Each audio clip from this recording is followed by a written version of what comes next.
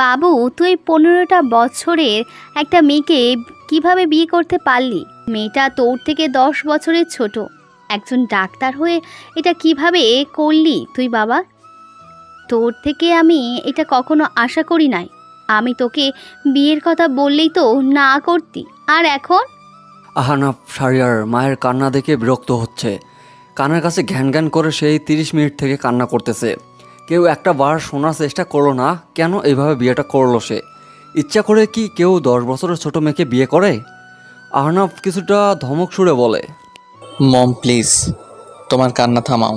আমার কিন্তু মাথা গরম হচ্ছে। সেই কখন থেকে ন্যাকা কান্না শুরু করছো তুমি? আমাকে কথা বলার সুযোগ তো দিবা নাকি? আমার কান্না তোর কাছে ন্যাকা মনে হচ্ছে বাবু? বিয়ে করতে না করতে মায়ের সাথে এমন ব্যবহার করছিস তুই। দুদিন পর তো আমাকে লাথি মেরে বের করবি বাড়ি থেকে। মম, এসব কি বলছো? পাগল হয়ে গেছো নাকি? আমাকে কথা বলার সুযোগ দাও প্লিজ। বাবাই যদি আসে তাহলে কিন্তু অঘটন ঘটবে। অঘটন ঘটার আগে এইসব মনে হয়নি? একজন ডক্টর হয়ে কিভাবে তুই তোর হাঁটুর বয়সের একটা মেয়েকে বিয়ে করলি? আমার সম্মানের কথা একটা বারও ভাবলি না? বের হয়ে যা আমার বাড়ি থেকে। আর একটা মুহূর্তের জন্য তোর মুখ দেখতে চাই না আমি। অয়ন খান গ্রামের স্বনামধন্য একজন ব্যক্তি। এই গ্রামে তার নাম ডাক ভালোই আছে। একজন চেয়ারম্যান তিনি।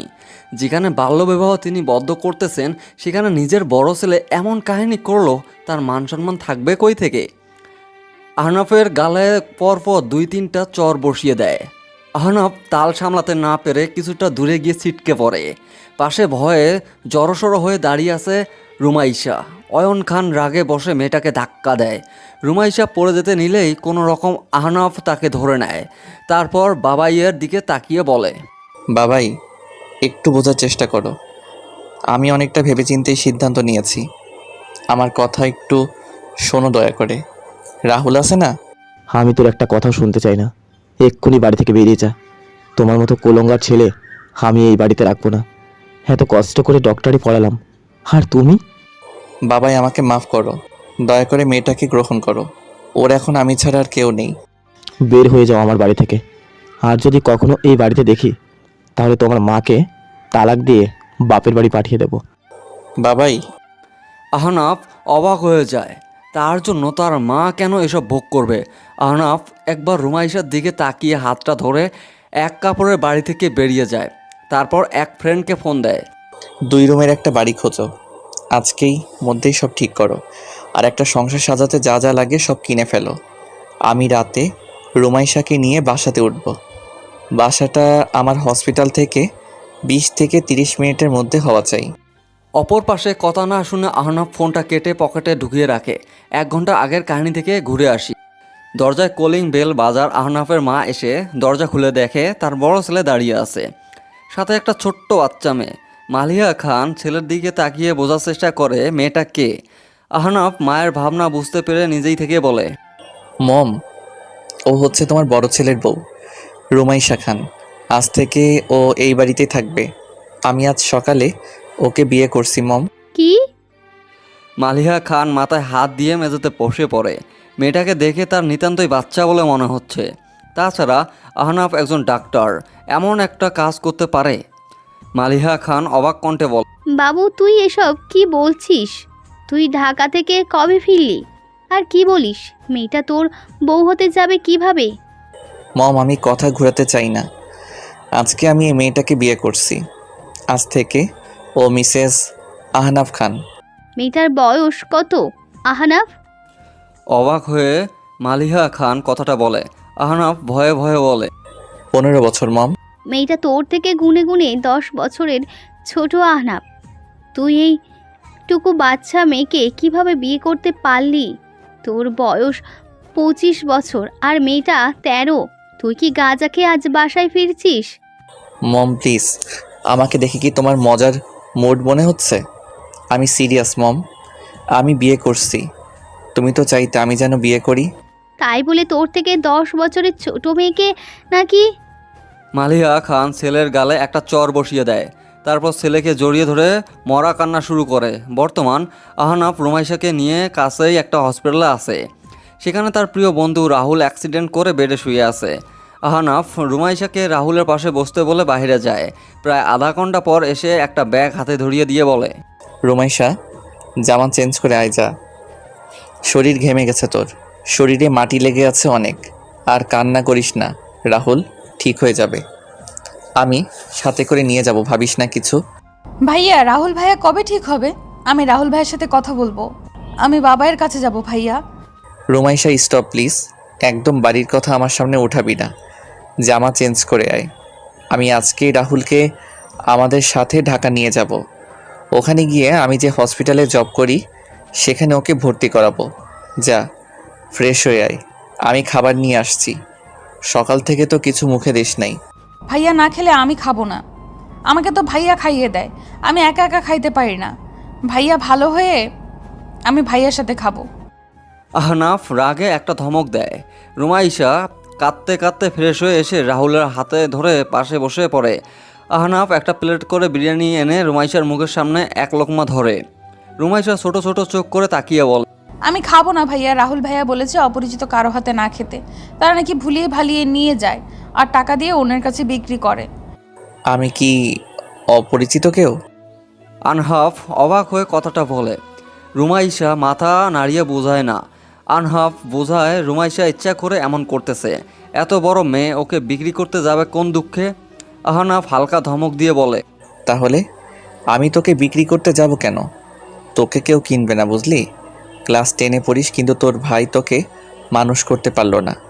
চুপচাপ খেয়ে নে তো, জ্বালাস না আমাকে। ভাইয়া না বললে আমি খাবো না।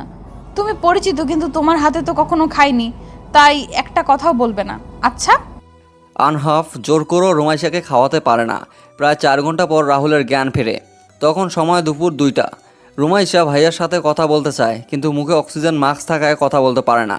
আনহাফ ডাক্তারের সাথে কথা বলে সব ঠিকঠাক করে নেয়।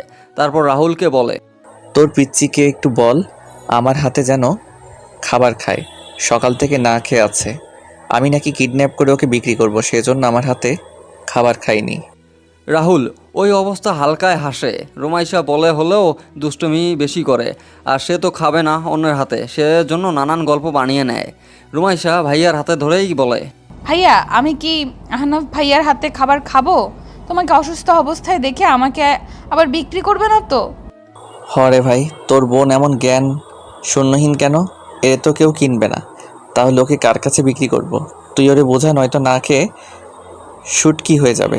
যতই হোক বউ আমার, ডাক্তারের বউ না খাওয়ার জন্য মরে যাবে, এটা তো হয় না। রাহুল ইশারায় আহনাফের হাতে খেতে বলে। রুমাইশা খাবার খেয়ে বসে থাকে। প্রায় কয় মিনিট পর 3জন ছেলেমেয়ে আসে। রাহুলকে ওরা অ্যাম্বুলেন্সে উঠিয়ে দেয়। রুমাইশাকে অ্যাম্বুলেন্সে না নেওয়ার জন্য চিল্লাচিল্লি করতে থাকে। আহনাফ পড়ে যায় বিপাকে। এই মেয়েকে এখন কিভাবে সে বুঝাবে? রুমাইশা, শান্ত হও, আমরা তোর ভাইয়ের কাছেই যাব। আর যারা তোর ভাইয়াকে নিয়ে গেল সবাই তোর ভাইয়ার বন্ধু ছিল। বড় হসপিটালে রাহুলকে ভর্তি করিয়ে দিব। আমি তোকে সাথে নিয়ে যাচ্ছি, চিন্তা করিস না। তুমি আমার ভাইকে মেরে ফেলবে না তো? তোমার বাবা যদি আমার ভাইকে খুন করে তাহলে? কী সব বলিস? বাবাই আমার উপর রেগে আছে, তোদের উপর না। ভয় নাই, আমি তোকে তোর ভাইয়ার কাছেই নিয়ে যাব। রুমাইশা এবার শান্ত হয়। কান্না করা বদ্ধ করে গাড়িতে ঘুমিয়ে পড়ে। প্রায় 6 ঘন্টা পর তারা ঢাকা এসে পৌঁছায়। রুমাইশাকে রাহুলের সাথে দেখা করে তারা নতুন বাসায় উঠে এসেছে। রুমাইশা মুখটা ছোট করে বলে, ভাইয়া, তুমি আমাকে এখানে আনলে কেন? আজ থেকে এখানেই থাকবি। রাহুল সুস্থ হলে ওকেও এখানে রাখবো, ওকে? রাত হয়ে গেছে, এখন ঘুমিয়ে পড়। সকালে তোকে রাহুলের কাছে দিয়ে আমি হসপিটালে যাব। কাজ আছে তো, তা করব। আমি কোথায় ঘুমাবো ভাইয়া? কেন আমার সাথে? আনহাব অবাক হয়ে কথাটা বলে। যদিও এখন তার সম্পর্ক চাহিদা নিয়ে ভাবতেছে না, কিন্তু বিয়ে যখন হয়েছে তখন তো অবহেলা করতে পারে না। রুমাইশা কাদু কাদু মুখে বলে, ভাইয়া বলেছে ছেলেদের সাথে এক বিছানায় না ঘুমাতে। আমি তোমার সাথে থাকবো না, আমি বাড়ি যাব। তুমি পচা লোক। হায় রে রাহুল, আমি কাকে বিয়ে করলাম ভাই? উফ, একা ঘুমাতে পারিস? আর তুই কি ছোট বাচ্চা নাকি? বিয়ে সম্পর্কে তো সব বুঝিস, তাই না? বাট আমি তোমার কাছে থাকবো না। তাহলে ওই রুমে গিয়ে ঘুমাও, দরজা লাগিয়ে দেওয়ার দরকার নেই। ভয় পেলে আমাকে ডাক দিস, কেমন? আচ্ছা। রুমাইশা অন্য রুমে গিয়ে ঘুমিয়ে পড়ে। আনহাব কিছুক্ষণ ল্যাপটপ নিয়ে কাজ করে রাত 11টার সময় ঘুমিয়ে যায়। রুমাইশা নতুন জায়গায় কখনো ঘুমাতে পারে না। এদিক সেদিন করে প্রায় 11:40-এর দিকে ঘুমিয়ে পড়ে।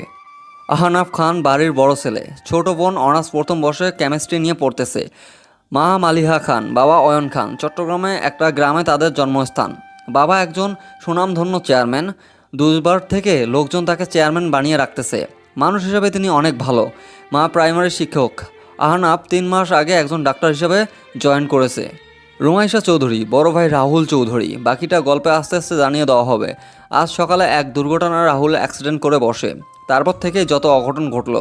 খুব ভোরে রুমাইশা ঘুম থেকে উঠে। সকালে ঘুম থেকে উঠে অভ্যাস রাহুল নিজেই করাইছে। সকালে উঠে নামাজ পড়া এটা রাহুলের রুলস ছিল। ভাইয়া, আহনাফ ভাইয়া ওঠো, আহনাফ ভাইয়া ওঠো, আমি ভাইয়ার কাছে যাব। এত সকালে কেউ ডাকে নাকি? যা তো ঘুমাতে দে। রাজ, আমাকে বিরক্ত করিস না, রাতে ঘুম হয়নি আমার। ভাইয়া, আমি রাজ না তো, আমি রুমাইসা। আনহাফ লাফিয়ে ওঠে ঘুম থেকে। সে তো ভুলেই গিয়েছিল সে এখন বিবাহিত। রাজ তার রুমমেট ছিল। 3 মাস তারা একসাথে থাকছে। কিন্তু রুমাইশা তাকে এত সকালে ডাক দেয় কেন সেটা বুঝে উঠতে পারে না। ঘুম ঘুম কণ্ঠে বলে, কি হয়েছে, এত সকালে ডাকলি কেন? মাত্র তো 5:20 বাজে, গিয়ে ঘুমা। এত সকালে তোকে উঠতে হবে না। আমি নামাজ পড়লাম, তুমি নামাজ পড়ো না ভাইয়া? কি? ওহ নো, সরি, আজকে আমার তো ঘুম থেকে উঠতে দেরি হয়ে গেল। শিট, জামাতের সাথে নামাজ পড়া লাগতো। তুই গিয়ে ঘুমা, আমি পড়ে নিয়ে যাচ্ছি তোকে। সকাল 8টা। আজকে বাহির থেকে খাবার এনে দুজনে মিলে খেয়ে নেয়। তারপর রুমাইশাকে সাথে নিয়ে হসপিটালে যায়। আনহাফ রুমাইশাকে রাহুলের কাছে রেখে নিজের কাজে যায়। রাহুল এখন ঠিকমতো কথা বলতে পারতেছে। আনহাফ চলে গেলে রাহুল রুমাইশাকে বলে, রুমাইশা, তুমি তো বাচ্চা মেয়ে না, তাহলে তুই আনহাফের সাথে এমন ব্যবহার করছিস কেন? তুই নাকি নিজের হাতে তুলে খাস না, আবার তোকে বিক্রি করবে এসব কি? হ্যাঁ, আর তোদের বিয়ে হলো হঠাৎ কিভাবে? কি আমি অ্যাক্সিডেন্ট করলাম আর এত কিছু ঘটে গেল কিভাবে? রুমাইশা ভয়ে ভয়ে রাহুলের থেকে দূরে সরে যায়। আসলে সে তো বাচ্চা না, কিন্তু বাচ্চামি কেন করতেছে সেটাই তো তার ভাইকে বলতে পারতেছে না। তাও হালকাভাবে বলে, না ভাইয়া, এমনি থেকে মজা করছিলাম। তুমি অসুস্থ, আমার ভালো লাগছে না, সেজন্য আহনাফ ভাইয়াকে একটু বিরক্ত করছিলাম।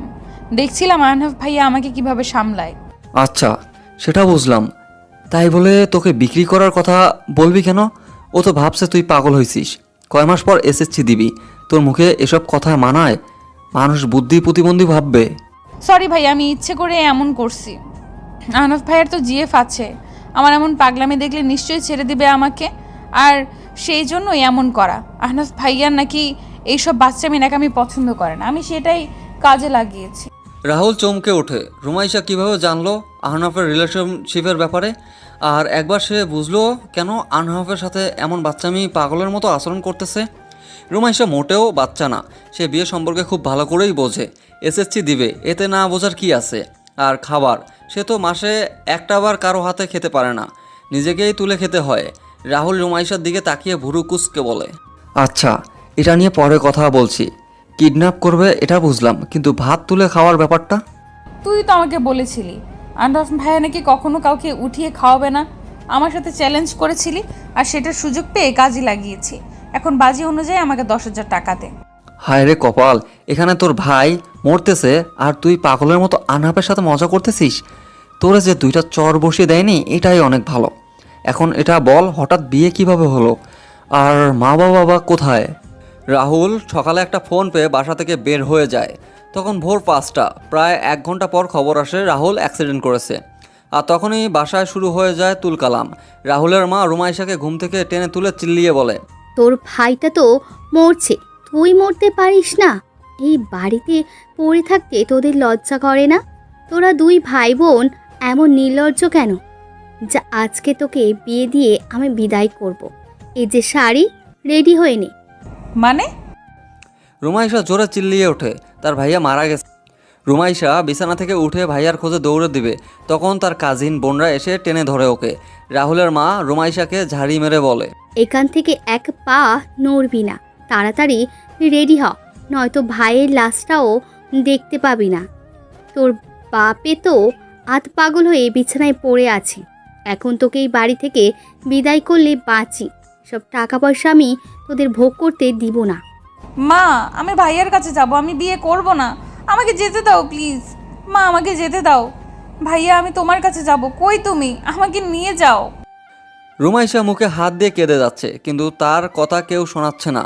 এদিকে রাহুলের জ্ঞান হারার আগে আধো আধো সুরে আনহাফকে বলে, আনহাফ, তুই আমার বোনকে নিয়ে আয়। আমি মরে গেলে ওকে বাঁচাতে দিবে না, ওকে জীবিত অবস্থায় বাঁচতে দিবে না, শান্তিতে ওকে থাকতে দিবে না। আনহাফ। রাহুল কি বলিস এসব? তোর কিছু হবে না, আমি তো আছি। রাহুল কথা বল। রাহুল আনহাফের কোলে ঢলে পড়ে।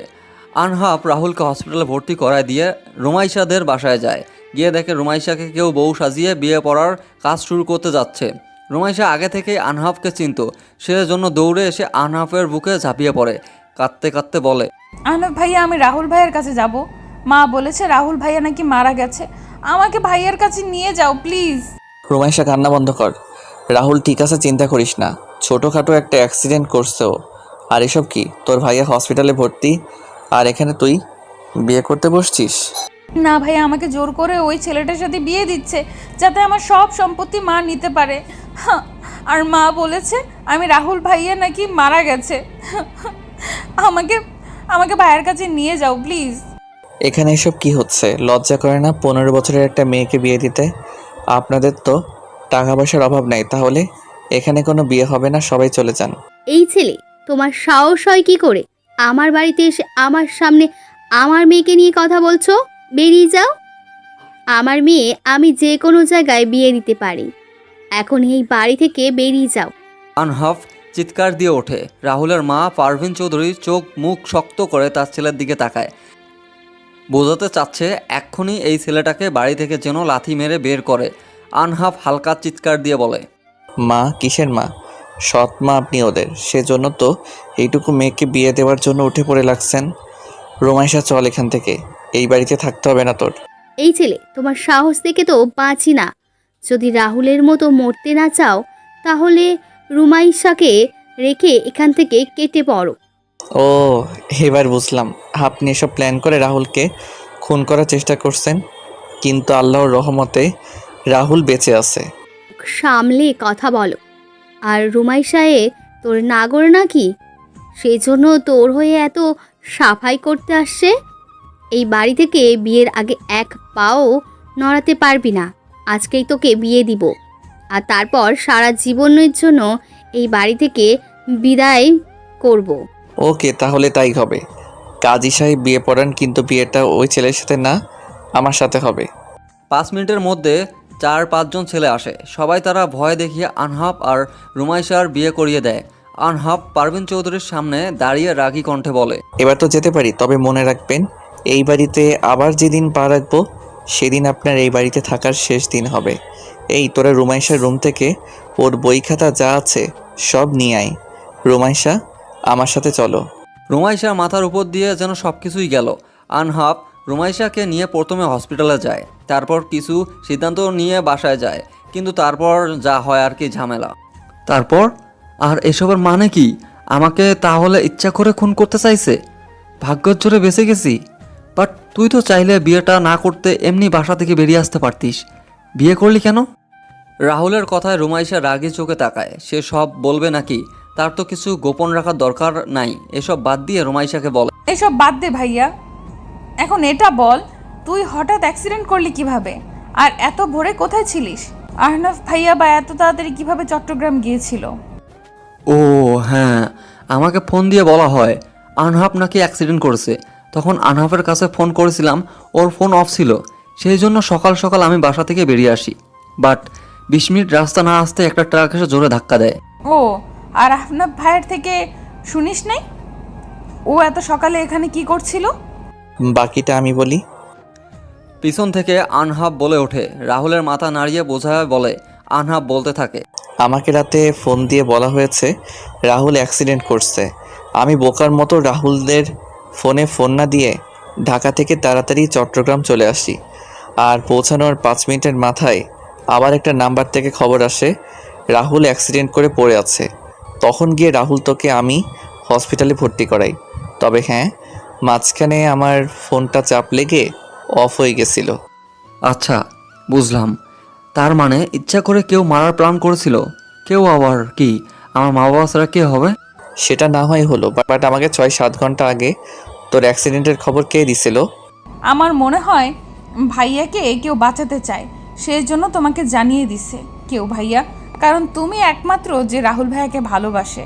আর তুমি পাগলের মতো ভাইয়ার ফোনে ফোন না করেই চলে আসছো। ফোন করলে ভাইয়ার অ্যাক্সিডেন্ট হতো না। জানি না, কিছু মাথায় ঢোকে না। রাহুল আগে ঠিক হোক, তারপর এসব নিয়ে ভাবা যাবে। আচ্ছা রুমাইশা, এখন তুই বলতো। কি? রুমাইশা অবাক কণ্ঠে কথাটা বলে। সে কি বলবে? আনহাব রাহুলের দিকে তাকিয়ে বলে, কাল আমার সাথে এমন ব্যবহার করছিস কেন? তোর ভাইয়া তো বলল তুই নাকি তার ছেঁড়া পাগল না, বুদ্ধি আছে, সব বুঝিস। তাহলে আমি তোকে বিক্রি করবে এসব বলে মাথা নষ্ট করছিস কেন আমার? আর আমার হাতে খাওয়ার মানে কি? তেমন কিছু না, রাহুল ভাইয়া মারা গেলে আমাকে কেউ আগলিয়ে রাখে সেটা দেখার জন্য। রুমাইশা এমন উত্তর আনহাব আশা করেনি। রাহুল হালকা হাসে। সে হয়তো হালকা বুঝতে পারতেছে কেন এমন করতেছে রুমাইশা। রাহুল আনহাবকে বলে, হঠাৎ বিয়ে করলি কেন? তোর জি। আনহাব রাহুলকে থামিয়ে দেয়। সে চায় না তার জিএফ এর সম্পর্কে রুমাইশা জেনে যাক, বাট সে তো জানে না, রুমাইশা সব জানে। আনহাব বলে, তখন রাগ উঠছিল, সেই জন্য বিয়েটা করছি। ভাবছিলাম ওকে আমাদের বাসায় রাখবো, সেখান থেকে এসএসসিটা শেষ করবে, কিন্তু বাবাই আমার কথা না শুনে বাড়ি থেকে তাড়িয়ে দিল। ও আচ্ছা, ভাবিস না, সব ঠিক হয়ে যাবে। রুমাইশার তো 6 মাস পর এসএসসি এক্সাম, ওকে কোচিংয়ে ভর্তি করার ব্যবস্থা কর। আচ্ছা, আমি এসব ঠিক করে দেবো, ভাবিস না। রুমাইশা বাসায় যাবে নাকি এখানে থাকবা? হঠাৎ তুমি করে বলতে রাহুল আর রুমাইশা দুজনেই চমকে ওঠে। আনহাব হালকা হেসে বলে, এভাবে আমাকে দেখার কি আছে? বউ হয় আমার বউ। তোর বোনের তো ভাষা ভালো না, তুই ওর 10 বছরের বড়, তাও তুই করে বলে। আর আমি তো এখন জামাই হই, তাই বলিস ভালোভাবে কথা বলে যেন। আমি তো আবার বউকে তুই করে বলতে পারি না, তাই না? অদ্ভুত তো, এই ছেলের মতলব কি বোঝা দেয়? জিএফ থাকতে আমার বোনের সাথে এত ভালো ব্যবহার করতেছে কেন? ও অসহায় বলে? রাহুল মনে মনে কথাটা বলে। রুমাইশা রাহুলের দিকে তাকিয়ে বলে, না, আমি ভাইয়ার কাছে যাব। রাতে বাসায় যাওয়ার আগে আমাকে নিয়ে যেও, তাহলেই হবে। পড়তে হবে আমাকে, আর ভাইয়ার কাছে তো রাতে ভাইয়ার বন্ধুরা থাকেই। বন্ধুরা? তোমার হবু ভাবি থাকে বুঝলে? তোমার ভাই তলে তলে টেম্পো চালায়। হ্যাঁ? আনহাব হালকা হেসে রুম থেকে বেরিয়ে যায়। রুমাইশা জানতো তার ভাইয়ের জিএফ আছে, কিন্তু দেখে নাই কখনো। আজ শুনে তার দেখার আগ্রহ জেগে ওঠে। রাহুল রুমাইশাকে বলে, তুই কি কোনোভাবে আনহাবকে ভালোবাসিস? তোমার বন্ধু অন্য কাউকে ভালোবাসে ভাইয়া, সেটাই তো যথেষ্ট, তাই না? আমি ঘুমাবো, সরে যাও। লে, সবাই এমন কথা ঘুরিয়ে নেয় কেন? রুমাইশা রাহুলের কথায় পাত্তা না দিয়ে বেডের একপাশে ঘুমিয়ে পড়ে। প্রায় 2 ঘন্টা পর তার ঘুম ভেঙে যায়। রুমে কারো কথা শুনতে পেয়ে তাকিয়ে দেখে রাহুল ভাইয়ার বন্ধুরা আসছে। তাদের সাথে রাহুলের গল্প করতেছে। রুমাইশা উঠে বসে পড়ে। তারপর রাহুল সবার সাথে তার পরিচয় করিয়ে দেয়। রাত 8টার সময় আনহাব এসে রুমাইশাকে বাসায় নিয়ে যায়। বাসায় এসে আনহাব নিজে রান্না করে। তারপর যখন ঘুমাতে যাবে তখন আনহাব বলে, আজ থেকে আমার রুমে ঘুমাবে তুমি। কাল তো ন্যাকামি করছো, আজ এসব বাদ দিয়ে আমার রুমে যাও। রাহুল আসার পর ও পাশের রুমে থাকবে। রুমাইশা আনহাফের দিকে তাকিয়ে কিছুটা ঝাঁঝালো কণ্ঠে বলে, না, আমি থাকবো না। আমাদের বিয়েটা স্বাভাবিক বিয়ের মতো না। তাছাড়া আমার পড়াশোনা আছে, একদম বিরক্ত করবা না আমাকে। আমি এখন পড়তে বসবো। মিসেস, তুমি যা ভাবছো সেটা হবে না, সমস্যা নাই। তবে তুমি চাইলে তোমার ভাবনা সত্যি করতে পারি। কি রাজি আছো নাকি? আনহাব রুমাইশার কানে কানে কথাটা বলে। রুমাইশার শরীর যেন শিশির হয়ে ওঠে।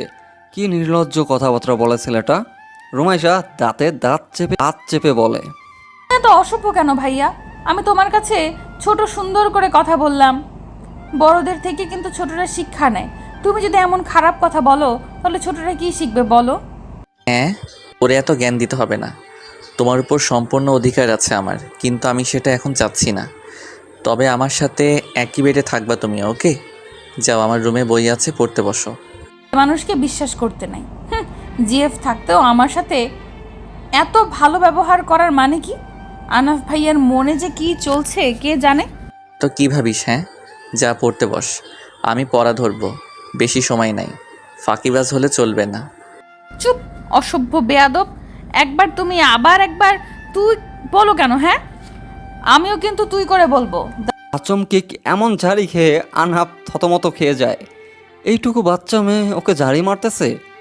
আনহাব রুমাইশার দিকে এগিয়ে যেতে থাকে। রুমাইশা ভয়ে চোখ মুখ শক্ত করে বলে, দেখো ভাইয়া, আমি কিন্তু একটা বাচ্চা মেয়ে। আমি আপনার বাচ্চার বয়সের। আমার কাছে আসবেন না প্লিজ। Maisha, stop please. সব কিছুর একটা সীমা থাকা উচিত। এমন পাগলদের মতো ব্যবহার করিস কেন? আমি তোর জামাই হই, আর তুই নিজেকে আমার বাচ্চার বয়সের ভাবছিস? তা তুই তো আমার বউ, কয়টা বাচ্চা জন্ম দিলি? আনহাপ রুমাইশার গালে একটা চর বসিয়ে দেয়, তারপর রাগী সুরে কথাটা বলে।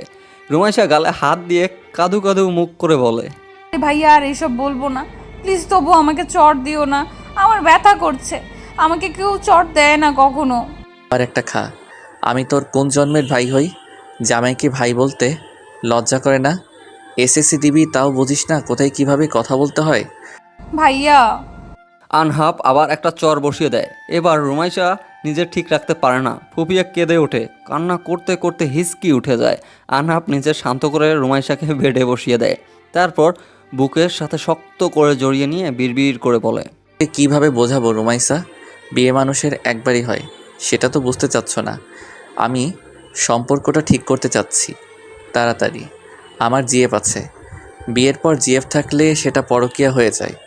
তুমি বিয়ের সম্পর্কে বোঝো, তবু কেন এমন বাচ্চামি করছো? আমাকে মারছো? মা শুধু আমাকে ভালোবাসে না, সেই জন্য মারতো। তুমিও আমাকে ভালোবাসো না, কেউ আমাকে ভালোবাসে না। আমি বাসায় যাব। রাগ উঠছিল। আচ্ছা, আমাকে এটা বলো তো, তুমি কি কাউকে ভালোবাসো?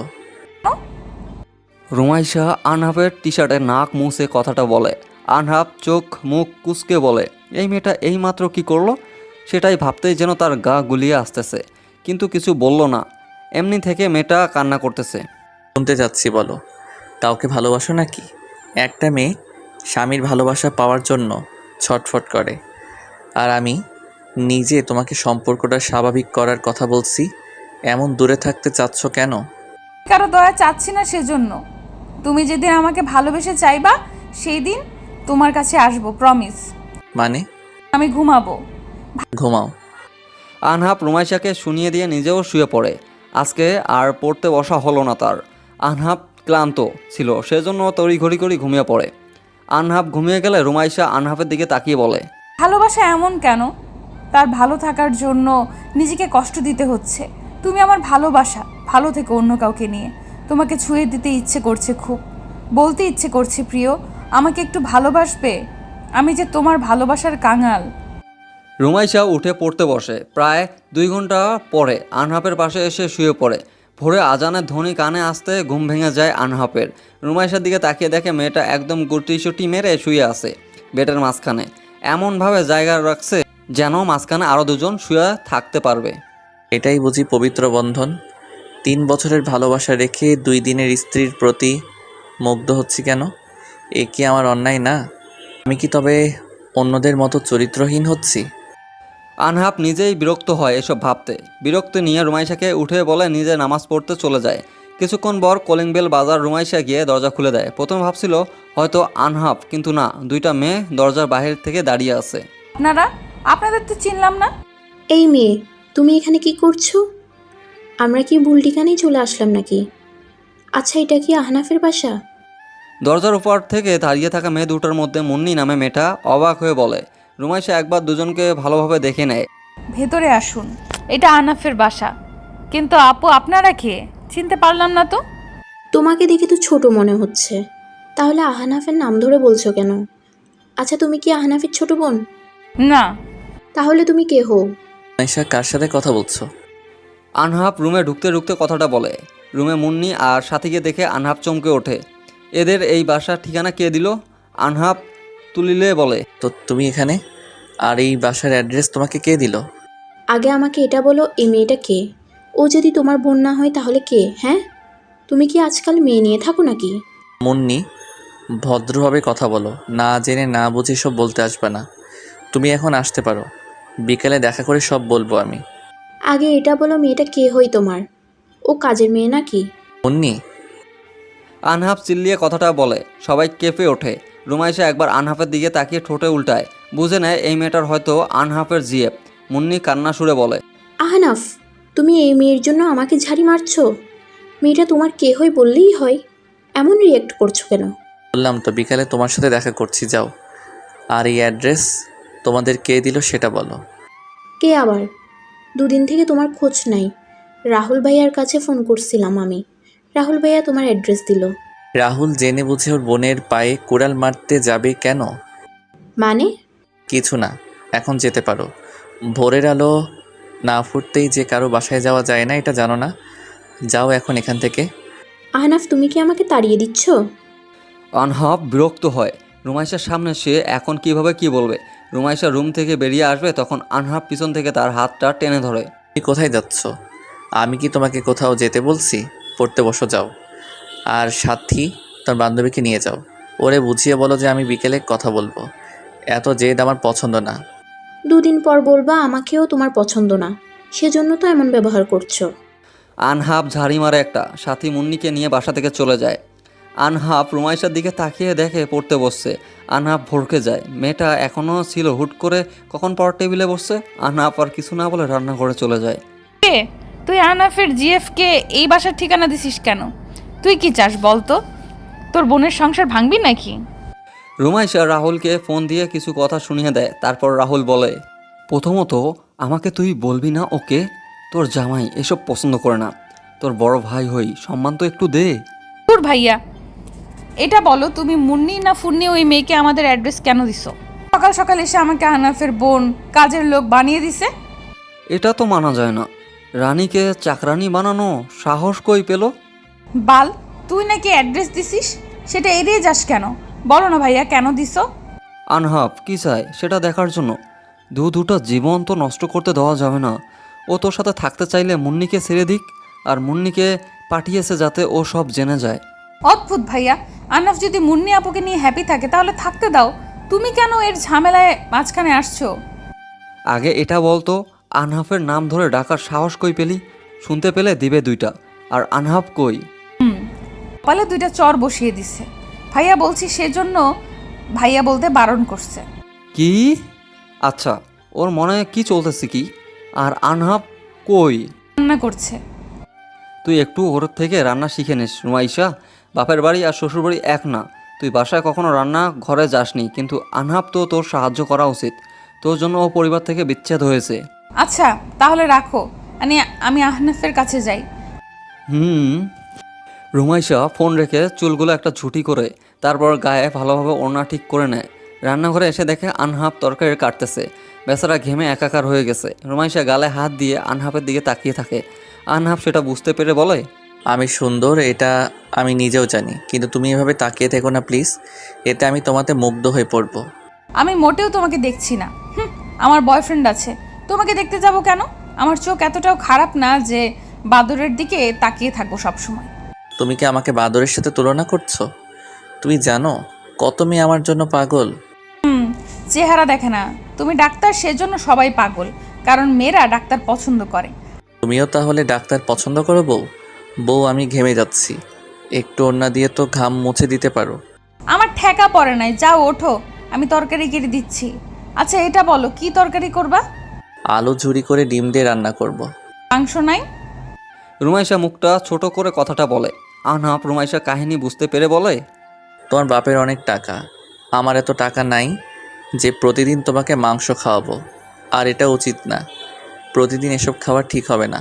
শাক সবজি সব খেতে হবে এখন থেকে। কখনো না, আমি ডিম মাংস মাছ এসব ছাড়া কিছু খাই না। এখন থেকে খেতে হবে। এখানে কি করছো?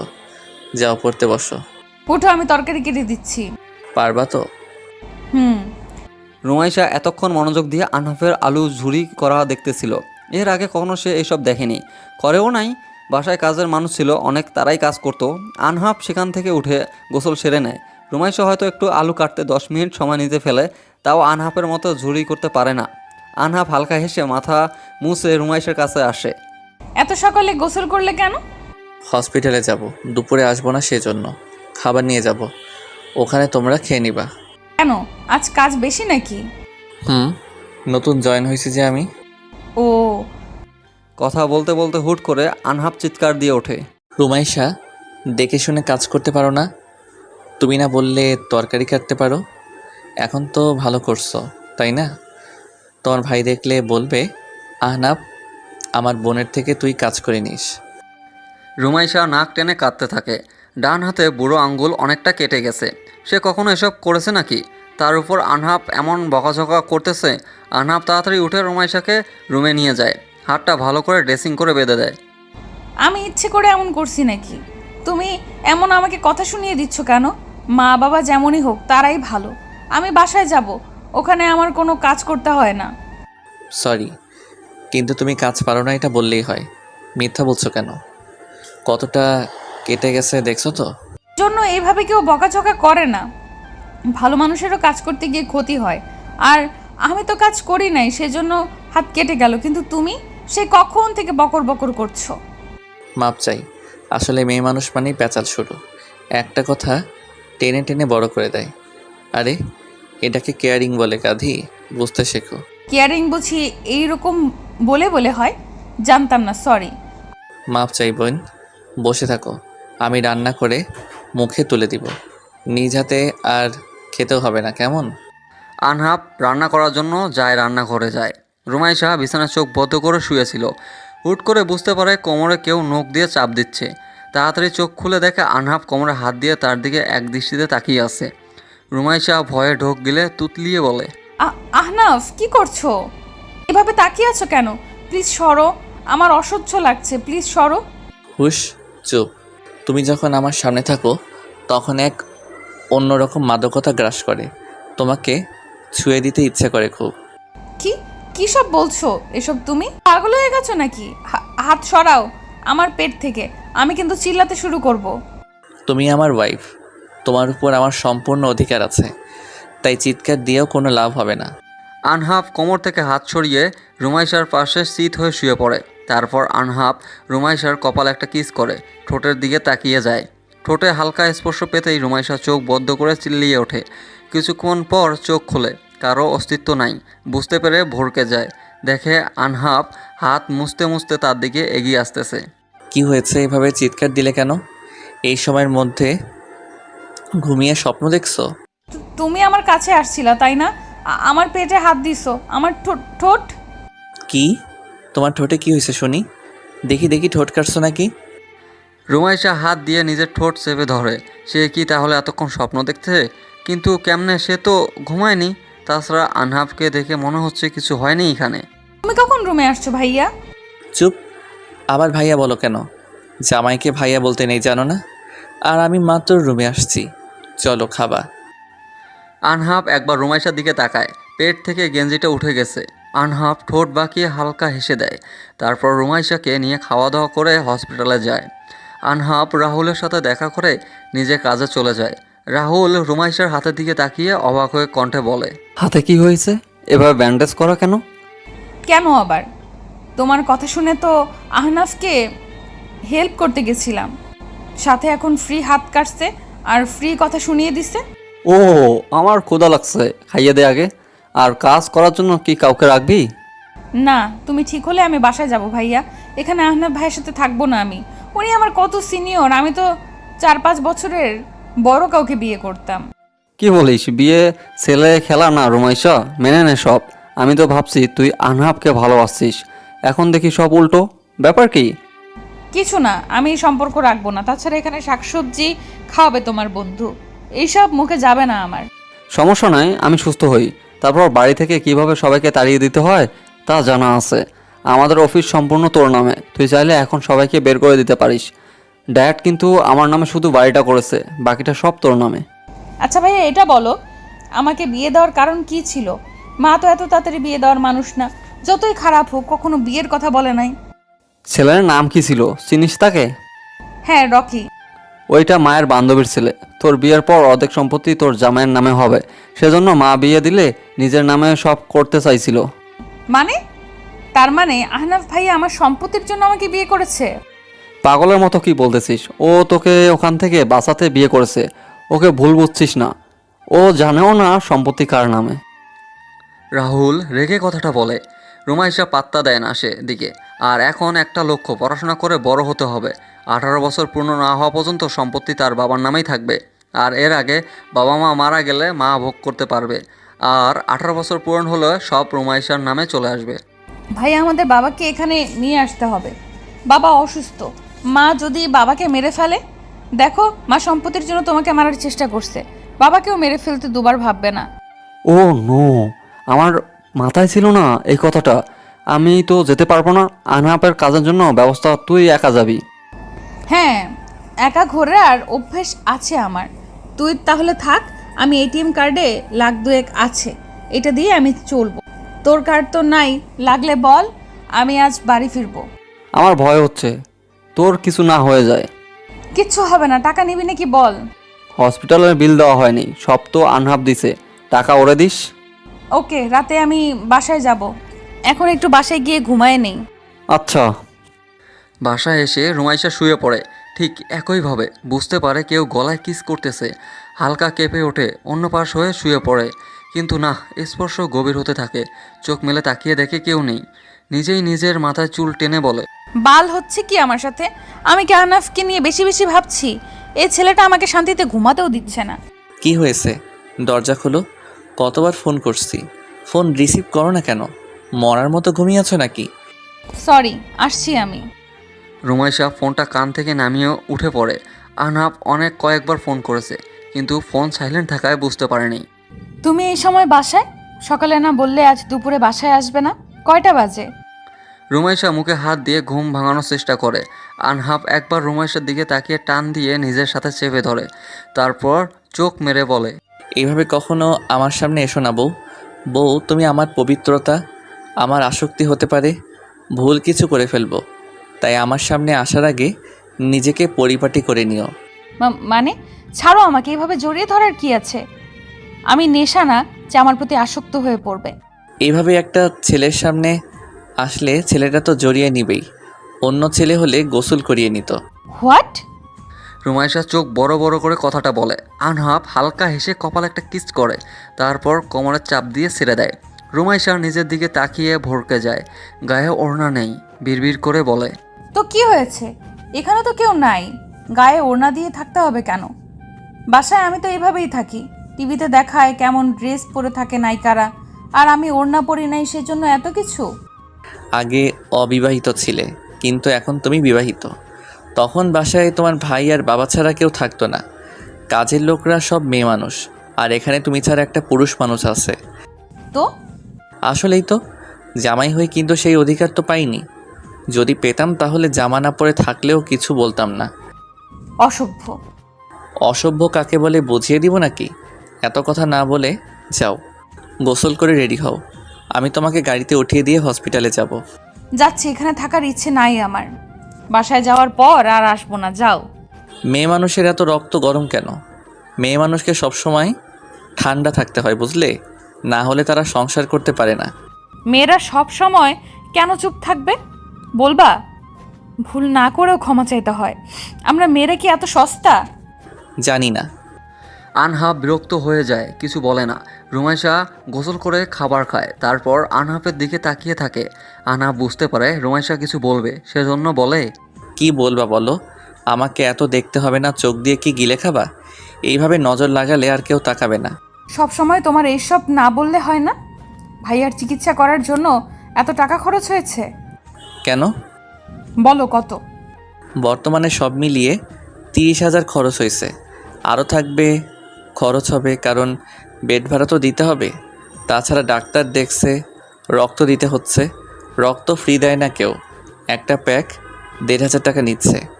খুব তো বলছিলে ভাইয়া নাকি গুরুতর আঘাত পায়নি, এখন 15 দিনেও তো বেড থেকে উঠতে পারবে না। সব মিলিয়ে কত টাকা লাগতে পারে? 50,000-এর মতো লাগবে। 7 দিন পর বাসায় নিয়ে আসবো, ওকে? আচ্ছা। রুমাইশা রেডি হয়ে নেয়, বাইরে গিয়ে দাঁড়িয়ে থাকে। সেটা দেখে আনহাপ বলে, ট্রেনে যাবা নাকি বাসে? গাড়িতে যাব। এতখানি রাস্তা আমি বাস ট্রেন কিছু দিয়ে যেতে পারবো না। এই তো গাড়ি আসছে। ভাইয়ার খেয়াল রেখো, আসি আমি। সাবধানে, কিছুর প্রয়োজন হলে ফোন দিও, আর পৌঁছে জানিয়ে দিও। কি হয় না হয় সবটা জানিও। আনাফ, আমাকে একটা কিস করবা? রুমাইশা কথা শুনে আনহাপ কেসে ওঠে। মেয়েটা কি আবদার করতেছে ওর থেকে? মানে রুমাইশা কি ঠিক আছে? আনহাপ অবাক হয়ে বলে, কি বললে আবার বলো তো? বললাম আহনাফ, আমাকে একটা কিস করবা? কিস বোঝো না? চুমু দিবে কি একটা? কোথায়? আনহাপের এমন কথা রুমাইশা রেগে যায়। কোথায় সেটা বলতে হবে নাকি? রুমাইশা রেগে চিল্লিয়ে বলে, আমার মাথায়। আজব তো, কোথায় সেটা বলতে হবে না নাকি? নয়তো আমি আবার ঠোঁটেও দিতে। অসভ্য, আমি গেলাম, ভালো থেকো, বেঁচে থাকলে কথা হবে। রুমাইশা যেতে চাইলে আনহাব নিজের দিকে টেনে আনে, তারপর কানে ফিসফিস করে বলে, এত রাগ ভালো না বৌজান, হুট করে এমন একটা আবদার করে বসলে, সেজন্য আমি কিছুটা চমকে গেছি, বুঝলে? চলো, তোমার ভাবনা সত্যি হোক। প্রয়োজন নেই। এই নাও, এখানে 50,000 টাকা আছে, ভাইয়ের জন্য খরচ করছিলা, সেটা দিয়ে দিলাম। আর টাকা লাগলে আমাকে বলিও, রাস্তায় মানুষ আছে, ছাড়ো আমাকে। আনহাব কপালে একটা কিস করে ছেড়ে দেয়। টাকাটা নিয়ে নেয় কিছু না বলে, কারণ সে নিজেই অন্যের থেকে টাকা ধার নিয়েছিল। আনহাব ফোন বের করে মুন্নির কাছে ফোন দেয়। মুন্নি, বিকেল 5টার সময় দেখা করো। আগে যেখানে দেখা করতাম সেখানেই দেখা করব। একা আসবা, কাউকে নিয়ে আসার প্রয়োজন নাই। আনহাব বেশি কথা না বলে ফোনটা রেখে দেয়। একবার রুমাইশার গাড়ির দিকে লক্ষ্য করে, চোখের পলকে অনেকটা পথ চলে গিয়েছে। আনহাব একটা দীর্ঘশ্বাস ফেলে। সে কি করবে বুঝতে পারতেছে না। 3 বছরের ভালোবাসা তাকে কি ঠকাবে? আর এদিকে রুমাইশার রাহুলের বোন। রুমাইশাকে ডিভোর্স দিলে মেয়েটা একটা পদবি পাবে, ডিভোর্সি, যা সমাজের জঘন্য কাজ। সবাই ভাবে যারা ডিভোর্সি তারা খারাপ। আনহাব হসপিটালে ফোন দিয়ে সব কিছু কথা বলে, তারপর ঘুমের মেডিসিন নিয়ে ঘুমানোর জন্য বিছানায় যায়। এই সময় মাথা গরম করলে চলবে না, একটু ঘুমানো প্রয়োজন। উফ, কেন যে না বুঝে বিয়ে করছিলাম। আচ্ছা, আমি রোমাইশাকে বুঝিয়ে ডিভোর্স দিব কি, নাকি মুন্নিকে ছেড়ে দিব? আনহাব কেঁদে ওঠে, তার কিছুই ভালো লাগতেছে না। সিদ্ধান্ত নিতে গিয়ে সবসময় ভুল করে সে। হুটহাট সিদ্ধান্ত নিয়ে বসে। মা বাবার সাথে কথা না বললে সে থাকতে পারে না। সব তোমার জন্য, সব তোমার জন্য। তোমাকে বিয়ে না করলে আমি মা বাবার সাথে ভালো থাকতাম। কেন তোমাকে বিয়ে করতে গেলাম? আল্লাহ একটা পথ দেখাও। আনহাব বিছানায় গা এলিয়ে দেয়। কিছুক্ষণের মধ্যে ঘুমিয়ে পড়ে সে। আর এদিকে আনহাব ঘুম থেকে উঠতে পারে না দেখে আজ দেখাও করতে পারে না। রাত 8টার সময় ঘুম ভেঙে যায় তার। ফ্রেশ হয়ে রাহুলের কাছে যায়। শ্বশুরবাড়ি থেকে একটু ঘুরে আসি। আনাফ নিশ্চয়ই মা বাবার জন্য কষ্ট পাচ্ছে, সম্পর্ক এইভাবে শেষ হবে বুঝে উঠতে পারিনি হয়তো। আচ্ছা, আমাদের তো টাকা পয়সার অভাব নাই, বুঝিয়ে বললে কি আহনাফের মা বাবা আমাকে মেনে নিবে না? সন্ধ্যা 7টার সময় আনহাবদের বাসার সামনে এসে গাড়ি থামায়। এখান থেকে তাদের বাসায় যেতে 30 মিনিটের মতো লাগবে। ড্রাইভারকে টাকা দিয়ে আনহাবদের বাসার গেট নক করে। 2তলা বাড়ি তাদের। সেখানে রুমাইশাদের বাসাও 2তলায়। কিন্তু যে দেখবে সে চোখ ফেরাতে পারবে না। বিশাল জায়গা নিয়ে নিজেদের বাড়ি বানানো হয়েছে। বেশ কিছুক্ষণ পর একটা মেয়ে এসে দরজা খুলে দেয়। সামনে রুমাইশাকে দেখে বলে, কি চাই এখানে? আপু, আগে ভেতরে আসি নাকি বাইরে দাঁড় করিয়ে সব শুনবেন? ও হ্যাঁ, আসো, ভিতরে আসো। আব্বুর কাছে আসছো কি? আব্বু তো বাসায় নেই। না, সবার সাথে একটু কথা বলবো। আপনি আমাকে হয়তো চিনবেন না, কিন্তু আপনার বাবা মা আমাকে চিনবে। আরোহী, কে আসছে মা? একটা মেয়ে আম্মু, তোমাদের সাথে নাকি দরকার আছে। এইদিকে আসো, চিনো নাকি দেখো। এই মেয়ে আসো, ভিতরে এসে আগে বসো। তুমি? আহনাফ কোথায়? আবার কেন আসছো এই বাড়িতে? আমি না তোমাদের বারণ করছি? এই বাড়িতে আর কখনো আসবে না। তোমাদের দুজনের মুখ আমি দেখতে চাই না আর। মালিহা খান বসার ঘরে আসার সময় রুমাইশাকে দেখে কথাটা বলে। রুমাইশাকে দেখে অনেকটা রেগে যায় তিনি। একে তো নিজের পছন্দ করা মেয়ের সাথে বিয়ে দিতে পারে নাই, তার উপর ছেলে তার হাঁটুর বয়সের মেয়েকে বিয়ে করেছে।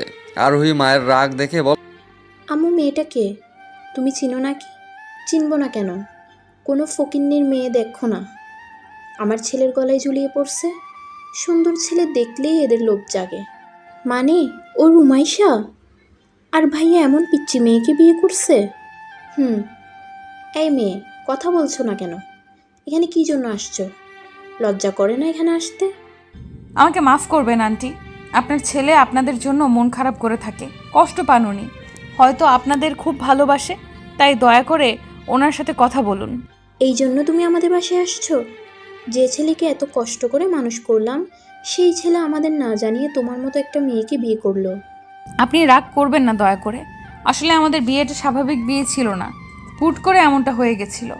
এই বাড়ি থেকে বেরিয়ে যাও মেয়ে, তোমার মুখ দেখার বিন্দুমাত্র ইচ্ছে আমার নেই। আচ্ছা, আগে আমার কথা শুনেন দয়া করে। আচ্ছা, আমি কোন দিকে কমতি আপনার ছেলের জন্য বলেন? আমি কি আপনার ছেলের বউ হওয়ার যোগ্য না? দেখো রুমাইশা, তুমি ভাইয়ার থেকে অনেক ছোট। আমাদের ফ্যামিলির এত কম বয়সের মেয়েদের কেউ বিয়ে করে না। তাছাড়া আম্মুদের সময় কম বয়সের মেয়েদের বিয়ে হতো, তাও আম্মু ইন্টার শেষ করে বিয়ে করছে। তো আপু, আপনি কি বলতে চাচ্ছেন? শোনেন, পড়াশোনা আমি ছেড়ে দেইনি, পড়াশোনা চালিয়ে যাচ্ছি, ওকে? আর বিয়ে তো হয়েছে, তাহলে রাগ করে থাকার কি আছে? তো যাও, সংসার করো। এখানে কি করছো? জামাইয়ের অনুমতি নিয়ে আসছো তো? দয়া করেন মা, আপনার ছেলে আপনাদের জন্য কষ্ট পায়, সেজন্য আমার এখানে আসা, নয়তো আসতাম না। এসব অপমান হওয়ার ইচ্ছে আমার নেই। বাহ, এইটুকু মেয়ে দেখি ভালোই পটর পটর করতে পারে। ভাইয়া যে তোমাকে কি দেখে বিয়ে করছিল? আর শোনো, ভাইয়া তোমাকে পছন্দ করে না, ভাইয়ার জিএফ আছে। মালিহা খান মেয়ের দিকে তাকায়। আনহাফ রিলেশন করতো, তাহলে এই মেয়েটাকে কেন বিয়ে করলো? এটার সুযোগ এই মেয়েকে তাড়িয়ে দেওয়ার, সেই ভেবে বলে ওঠে। আচ্ছা, তুমি কি চাও আমরা আহনাফের সাথে সব সম্পর্ক ঠিক করে নেই? হ্যাঁ আন্টি, আমি তো এটাই চাই। এই 2টা দিন আপনার ছেলে শান্তিতে ঘুমাতে পারে নাই, আপনাদের জন্য মন খারাপ করে বসে থাকে। দেখো, তোমাকে তো আহনাফ ভালোবাসে না, আর আহনাফের নাকি রিলেশন আছে, তো তুমি আহনাফকে ছেড়ে দাও। রুমাইশা চমকে ওঠে। এই মহিলা কি বলে? ছেড়ে দেওয়ার জন্য বিয়ে করেছে নাকি? যতই হোক, সে তো আনহাফকে ভালো আর কিছু ভাবতে পারে না সে। তার আগে মালিহা খান কিছুটা জোরালো কণ্ঠে বলে, তুমি যতদিন আহনাফের সাথে থাকবে ততদিন আমরা আহনাফকে এ বাড়িতে ঢুকতে দিব না। আর ওকে বলে দিও আমরা মরে গেলেও এই বাড়িতে পা যেন না রাখে। আন্টি এসব কি বলছেন? এমন করবেন না প্লিজ, এসব বলবেন না। আচ্ছা, আপনি কি চান তাই হবে, তবু আনাফের সাথে এমন করেন না। তাহলে ওকে ডিভোর্স দিয়ে দাও, আর তারপর থেকেই আহনাফের সাথে আমাদের সম্পর্ক আগের মতো হবে। আর হ্যাঁ, এটা যেন আহনাফ না জানে, তাহলে কিন্তু ভালো হবে না। আমি একজন শিক্ষিকা, তবু আপনি এইসব বলছেন? শুনেছিলাম আপনারা অনেক ভালো মনের মানুষ, কিন্তু ভালো না খারাপ সেটা ফ্যামিলি প্রবলেমের সময় বোঝা যায়। তোমাকে এত কথা কেউ বলতে বলেছে নাকি? আমার ছেলের যোগ্য বউ হতে পারবা না তুমি। আমি একজন ডাক্তার বউ নিব, শুনে রাখো। আন্টি যোগ্যতার কথা বলবেন না, টাকা পয়সা আমাদের কম নাই। আপনি বিজনেসম্যান রায়হান চৌধুরীকে চেনেন? আমি ওনার মেয়ে। এসব টাকা পয়সা আমার হাতের মোয়া। হঠাৎ রুমাইশার গালে একটা চর বসিয়ে দেয় মালিহা খান। রাগে ওনার চোখ লাল হয়ে আসে। রায়হান চৌধুরী, এই নামটা সে সহ্য করতে পারে না। আর নামের আসল মালিকের মেয়ে রুমাইশা, তাকে কিভাবে সহ্য করবে? মালিহা খান রুমাইশাকে বাড়ির দরজা টেনে আনে, তারপর ধাক্কা দিয়ে বের করে দেয়। আর দরজা লাগিয়ে দেওয়ার আগে বলে, তোমার বড়লোক বাবাকে বলো মালিহা নামের কাউকে চিনে নাকি, তাহলে বুঝবে তুমি আমার বাড়ির বউ হতে পারবে নাকি। ভুলেও এই বাড়িতে পা রাখার চেষ্টা করবা না। আমার ছেলে যদি তোমার জন্য মরেও যায়, তবুও তোমাকে আমি এই বাড়ি উঠাবো না। রুমাইশা থতমত খেয়ে যায়। হুট করে এমন ব্যবহার করবে সে আশা করেনি। তবে এটুকু বুঝতে পারে তার বাবাই আর এই মালিহা খানের একটা সম্পর্ক আছে। রুমাইশা ঘড়ির দিকে তাকিয়ে দেখে সময় এখন রাত 8:30। সেই কখন থেকেও বাহিরে আছে, বাসায় যেতে ইচ্ছা করতেছে না। এই মেয়ে, এখানে এখনো বসে আছো কেন? আমি বললাম না এই বাড়ির আশেপাশে তোমাকে দেখতে চাই না। মালিহা বাড়ির বাইরে একটু বের হয়েছিল, তখন দেখে রুমাইশা একটা গাছের নিচে বসে আছে। রুমাইশা বসা থেকে উঠে দাঁড়ায়। না, এমনি বাসায় যেতে ইচ্ছে করছে না, সেজন্য। কি ব্যাপার, বউ বানিয়ে নেওয়ার জন্য আসলেন নাকি? রুমাইশা, শোনো মেয়ে, তোমাকে আমি কখনো এই বাড়ির বউ বানাতে পারবো না। তুমি আমার সত্ত্বে রাজি হও, আমি এখনই আমার ছেলের সাথে যোগাযোগ করব। আর আপনার ছেলে যদি আমাকে চায়? তাহলে আমার অসুবিধা নাই, কিন্তু এই বাড়ির মুখ তোমরা চোখে দেখবা না। তবে সত্যি কথা বলি, যদি আহনাফ তোমার সাথে সংসার করে তাহলে নিজেকে শেষ করে দিব। দায়ী থাকবে তুমি আর তোমার বাবা। রুমাইশা অবাক হয়ে যায়, এখানে ওর বাবাকে টানছে কেন? রুমাইশা অনেক কিছু বুঝে ধীর কণ্ঠে বলে, আপনি আপনার ছেলেকে মেনে নেন, আগের মতো কথা বলেন। আমি আপনার ছেলের জীবন থেকে আজ থেকে এই মুহূর্ত থেকে সরে গেলাম, আর কখনো স্বামী হিসেবে আহনাফ ভাইয়াকে মানব না। গুড গার্ল, বাবার মতো একরোখা হওনি। দোয়া করি ভালো কিছু করো, কিন্তু অভিশাপ দিলাম আমার ছেলেকে কখনো পাবে না। ভাগ্য আমার মা বেঁচে নাই, ভালো হয়েছে। নয়তো মা এভাবে কাউকে অভিশাপ দিলে কষ্ট হতো আমার। মা নাই তাই ভাবতাম মা অনেক ভালো হয়, আদর স্নেহ করে, কিন্তু আজ জানলাম সৎ মায়ের মতো সব মা। রুমাইশা কথাটা বলে কেঁদে দেয়। একজন মা এইভাবে অভিশাপ দেয় সেটা তার জানা ছিল না। তার জন্মের সময় মা মারা গেছে, আর মায়ের বান্ধবীকে বাবা হিসাবে গ্রহণ করেছে। কিন্তু যখন নিজের যমজ ছেলে মেয়ে হলো, তখন থেকে তাদের সহ্য করতে পারে না। মালিহা খান কিছুটা চমকে ওঠে। রুমাইশার মা মারা গেছে? তোমার মা বেঁচে নেই? এসব আপনার না জানলেও চলবে, তবে জানি না আমার বাবাইয়ের উপর আপনার এত রাগ কেন, কিন্তু একটা কথা জেনে রাখুন, আমার বাবাই মৃত্যুর সাথে, ওনার মরা বাঁচা সবটা আল্লাহর হাতে। এমনটাই হওয়ার কথা তো, আগে না হয়ে এখন হয়েছে। আমার ছেলের থেকে দূরে থাকো, আর কিছু বলবা না। রুমাইশা মাথা নাড়িয়ে বোঝায় আচ্ছা। রুমাইশার সামনে মালিয়া খান আনহাফের কাছে ফোন দেয়। আনহাফ মায়ের ফোন পেয়ে তাড়াতাড়ি ফোনটা রিসিভ করে। মম, কেমন আছিস বাবা? বৌমা কেমন আছে? বৌমাকে নিয়ে বাসায় আসিস। সেদিন তোর বাবা রেগেছিল, সেজন্য এমন ব্যবহার করছে। জানিস তো তোর বাবা কতটা রাগী। অনেক ভালো আছি মম। তোমার সাথে কথা হওয়ার পর ভালো না থেকে কি থাকা যায়? আচ্ছা মম, আমার এখন ছুটি নাই, 10-12 দিন পর যাব। তোমার বৌমাও এখন এখানে নাই, ও একটু কাজে বাসায় গেছে। আচ্ছা বাবা, তাহলে তখনই আসিস। বাবার কাছে ফোন দিয়ে কথা বলিস। আচ্ছা মম। আরোহী কেমন আছে? ভালো আছি সবাই। আরও কিছুক্ষণ কথা বলে মালিহা খান ফোনটা কেটে দেয়। তারপর রুমাইশার দিকে তাকিয়ে বলে, টাকা দিয়ে সব কিছু হয় না মেয়ে। টাকার উপর শুয়ে না থেকে মানুষকে বিলিয়ে দাও, দেখবা তোমাদের জন্য মানুষ দোয়া করবে। টাকার বড়াই তো খুব দেখালে। তো তোমার বাবা নাকি মৃত্যু সাথী, তাহলে বাঁচিয়ে তোলো। শুনুন, অনেকক্ষণ থেকে আপনার এসব কথা শুনছি। আমাদের যে টাকা আছে, যত দান করা প্রয়োজন তার থেকে বেশি দান করি আমরা। আর এখানে যে স্কুল আছে, এটা আমাদের জায়গা। মানুষকে জানিয়ে দান করাকে দান বলে না, ওইটা মানুষ দেখানো বলে। রাগ লাগে। একটা সময় আমি কাঁদছিলাম। আসল কথায় আসি, তুমি আহনাফকে জানিয়ে দাও তুমি তাকে চাও না, তার সাথে তোমার সব সম্পর্ক শেষ। তুমি বলবা যে আহনাফ, তুমি আমার থেকে নিচু ফ্যামিলির, আমাকে চালানোর ক্ষমতা তোমার নাই। আপনি কি আমাকে আহনাফের কাছে খারাপ বানাতে চাচ্ছেন? আমি যা বলছি শুনবা, নাকি মৃত্যু? রুমাইশা বুঝে নেয় মালিহাটা তার উপর ক্ষিপ্ত। সে অন্য কিছু না বলে জোরে একটা শ্বাস ফেলে। তারপর হাঁটতে থাকে বাড়ির পথে। প্রায় 9টার পর সে বাড়িতে যায়। গিয়ে দেখে মানুষের ভিড় লেগে গেছে। ভুরু কুচকে ফেলে রুমাইশা। আজ কি বাড়িতে কোনো অনুষ্ঠান নাকি? কিছুই বুঝতে পারে না। রাত 9টার সময় বাড়িতে এত মানুষ কেন? আপু, বাবা। কি হয়েছে ভাই, তুই এভাবে কান্না করছিস কেন? আর বাড়িতে এত মানুষ কেন? আজকে অনুষ্ঠান নাকি? আর অনুষ্ঠান হলে তুই কাঁদবি কেন? আপু, বাবা আর নেই, বাবা মারা গেছে। রুমাইশা গেটে দাঁড়িয়েছিল। তখন পারভেজ দৌড়ে আসে। আর রুমাইশার কাছে এসে, পারভেজ রুমাইশার সৎ মায়ের ছেলে। পারভেজের কথা শুনে রুমাইশা দৌড়ে বাবার রুমে যায়। বাবাই? রুমাইশা ডুকরে কেঁদে ওঠে। কাঁদতে কাঁদতে ছটপট করা শুরু করে দেয়। বাবার লাশ জড়িয়ে ধরে চিৎকার করে ওঠে। বাবাই, ও বাবাই, কথা বলো না প্লিজ। বাবাই, ও বাবাই, ওঠো না। তুমি কি তোমার মার উপর রাগ করে থাকতে পারো? বাবাই, কথা বলো প্লিজ। ও বাবাই, ওঠো, তোমার মা তো কান্না করছে। বাবাই, ও বাবাই, আমি কিন্তু তোমার সাথে আর কথা বলবো না। আপু, বাবাই আর কথা বলবে না আপু। বাবাই তো আল্লাহর কাছে চলে গেছে। আপু, বাবাইকে এভাবে ঝাঁকুনি দিস না, বাবাই কষ্ট পাবে তো।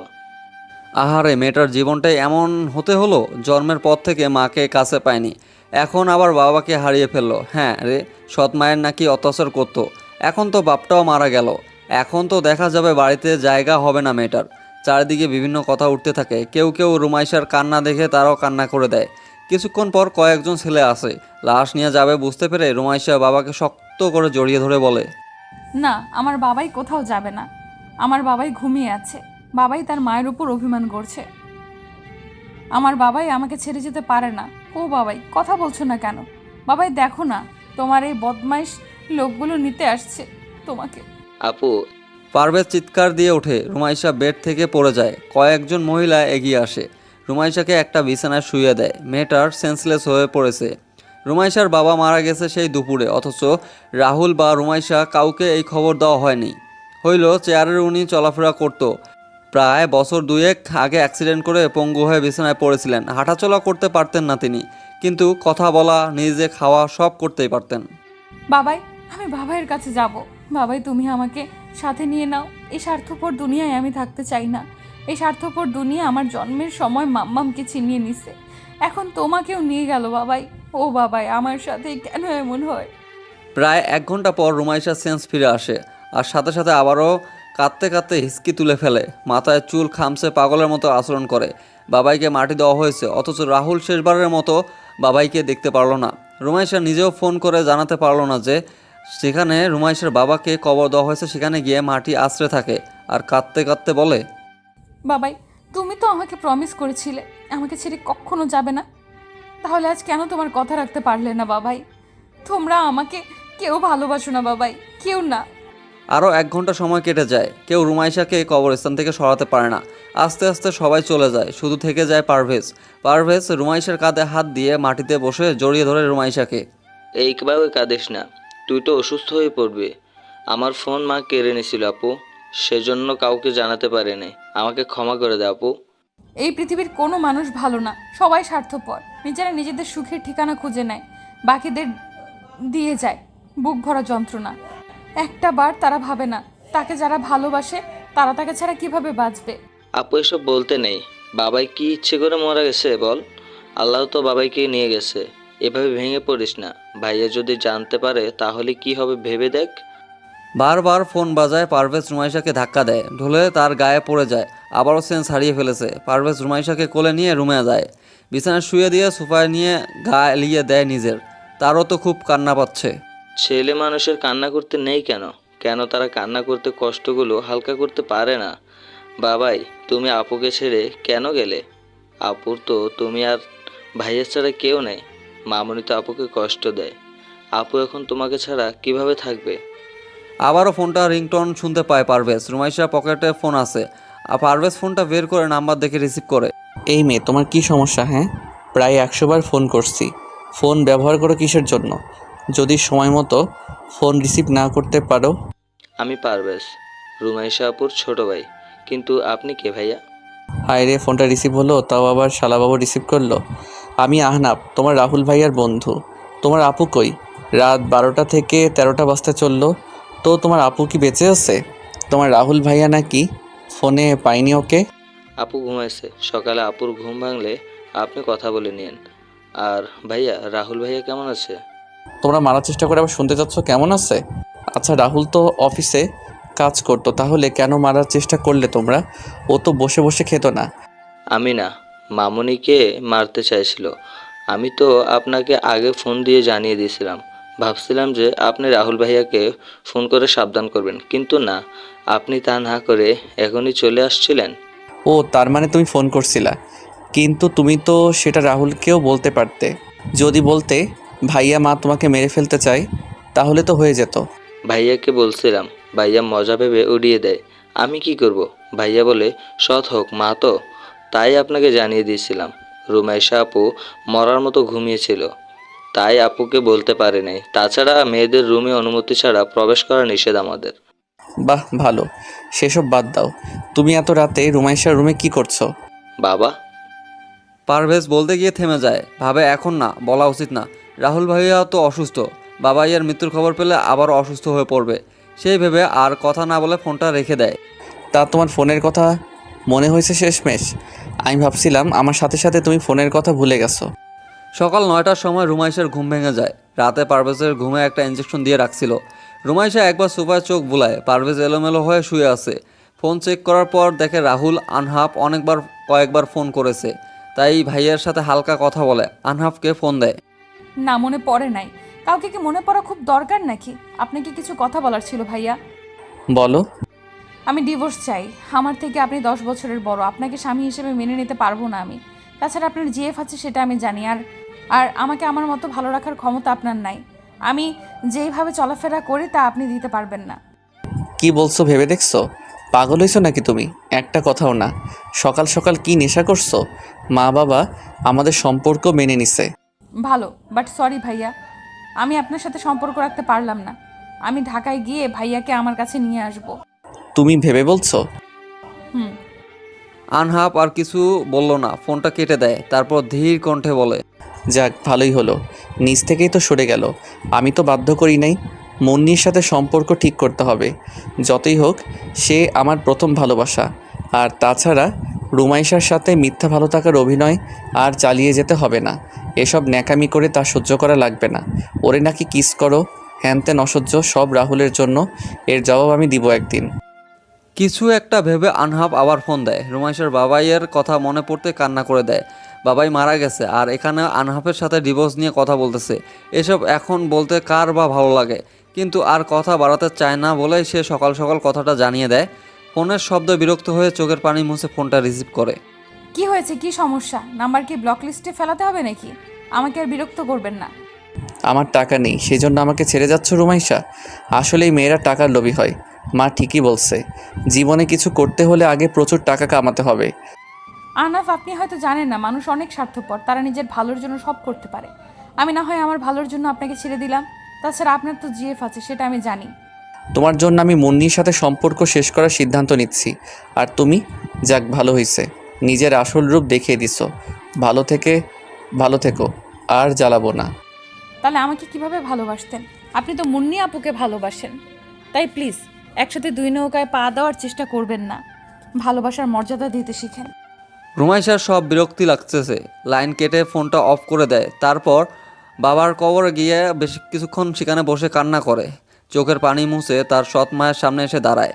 এইভাবে রুমাইশাকে নিজের সামনে দেখে উনি কিছুটা ভয় পায়, সেটা নিজের মধ্যে চেপে রাখে। কিছু বলবে তার আগে রুমাইশা চিল্লিয়া বলে, কি ভাবছেন বাবাকে মেরে ফেলে ওনার সব সম্পত্তি ভোগ করবেন? এটা কখনো হতে দিব না। মাত্র 3টা বছর, এই 3 বছর সুখে থাকেন, তারপর সুখ কি জিনিস খুঁজে পাবেন না। ধ্বংস করব সব আমি। আমাকে এতিম করার জন্য আপনাকে রাস্তার ফকির বানিয়ে দিব। আপু চল, এই খারাপ জায়গায় তোর থাকার দরকার নেই। মা ভালো না, উনি টাকার জন্য সব করতে পারে। আমিও তোর সাথে যাব। আজ থেকে আমি তোদের সাথে থাকবো। আর মামুনি, এই 5 লক্ষ টাকা নিয়ে গেলাম, এটা আমার টাকা, তাই এটা নিয়ে কথা শোনাতে আসবেন না। পারভিন চৌধুরী হা হয়ে যায়। আজ ছেলেটাও তার বিরুদ্ধে, কিন্তু তাতে কি? উনি তো সব সম্পত্তি পেয়ে গেছে, আর কি লাগে তার? এমনি থেকে ছেলেটার থেকে মেয়েটা তিনি বেশি পছন্দ করে। রুমাইশা বাবাইয়ের রুমে গিয়ে প্রয়োজনীয় কিছু জিনিস নিয়ে তারপর পারভেজ আর রুমাইশা শেষবারের মতো বাবাইয়ের কবরে গিয়ে দোয়া করে ঢাকার উদ্দেশ্যে পাড়ি জমায়। গাড়ি থেকে নেমে রুমাইশা ছুটে যায় রাহুলের কেবিনে। ভাইয়ার যত কাছাকাছি আসে ততই তার বাবাইয়ের জন্য খারাপ লাগতেছে। আসমকি রুমাইশার এমন কান্না দেখে রাহুল ভরকে যায়। হুট করে কোথা থেকে উড়ে এসে এমন করে কান্না শুরু করেছে। রাহুল আশেপাশে তাকিয়ে দেখে বাবাইকে নিয়ে আসছে কিনা সেটা দেখার চেষ্টা করে, কিন্তু রাহুল কিছু দেখতে পারে না। রুমাইশা ওকে সম্পূর্ণভাবে জড়িয়ে ধরে রাখছে। আনহাব দুপুরে খাবার খাওয়ার জন্য রাহুলকে কেবিনে আসে। রুমাইশাকে দেখে একটা হালকা হাসি দেয়। রাহুল রুমাইশার পিঠে হাত বুলিয়ে দেয় আর বলে, কি হয়েছে, এভাবে কান্না করেছিস কেন? আমি মারা যাইনি পাগল, স্যার লাগতেছে আমার। দেখি বাবাই আসছে নাকি। বাবাই আর কখনো আসবে না ভাইয়া। বাবাই আমাদের উপর অভিমান করে চলে গেছে। মানে? রাহুল উঠতে চাইলে আনহাব তাড়াতাড়ি এসে কাঁধে হাত দেয়। রুমাইশা এখানেও কান্না করে যাচ্ছে। রাহুল একবার কিছুটা ভয় পায়। রুমাইশা, কি হয়েছে সত্যি করে আমাকে বলতো। পারভেজ এখানে কি করছে? পারভেজ তুই এখানে কেন? রুমাইশা বিরক্ত লাগতেছে স্যার আমাকে। বাবাই আর বেঁচে নেই ভাইয়া। কাল বাবা মারা গেছে, আর মামুনি তোমাদের কাউকে জানায়নি।